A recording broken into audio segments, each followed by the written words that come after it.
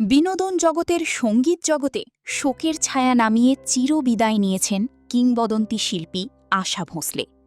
তার শেষকৃত্যে বলিউডের বহু পরিচিত মুখ হাজির হলেও সবার চোখে সবচেয়ে বেশি লেগেছে কারা আসেননি সেই বিষয়টাই।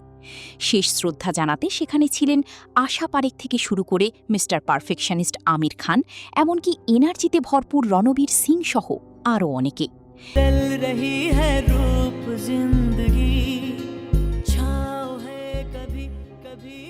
কিন্তু অবাক করার মতো বিষয়, দেখা মেলেনি বলিউড ভাইজান সালমান খান আর বাদশাহ শাহরুখ খানের, আর সেটাই মুহূর্তেই নেট দুনিয়ায় আগুন ধরিয়ে দেয়। মুম্বাইয়ের শিবাজি পার্কে রাষ্ট্রীয় মর্যাদায় সম্পন্ন হয় এই বিদায়ী আয়োজন।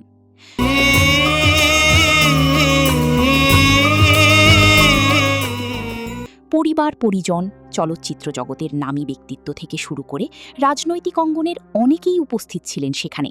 কিন্তু শাহরুখ ও সালমানের অনুপস্থিতি যেন পুরো পরিবেশেই আলাদা করে চোখে পড়েছে। প্রশ্ন উঠতেই থাকে, দুজনেই যখন মুম্বাইয়েই ছিলেন তাহলে আসলেন না কেন? সোশ্যাল মিডিয়ায় শুরু হয় নানা রকম আলোচনা।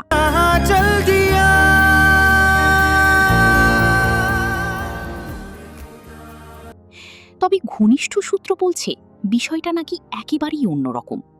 ভিড় আর নিরাপত্তা নিয়ে উদ্বেগ থেকেই নাকি এই সিদ্ধান্ত।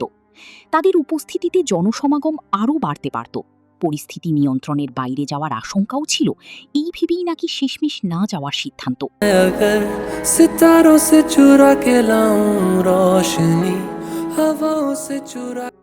তবে দূরে থাকলেও আবেগে তারা ছিলেন একেবারে কাছেই। সামাজিক মাধ্যমে আলাদাভাবে শ্রদ্ধা জানিয়েছেন দুজনেই। শাহরুখ তার পোস্টে আশা তাইকে ভারতীয় সিনেমার এক অটল স্তম্ভ হিসেবে উল্লেখ করেছেন, আর সালমানও জানিয়েছেন গভীর শোক। বলেছেন এই ক্ষতি কখনোই পূরণ হওয়ার নয়।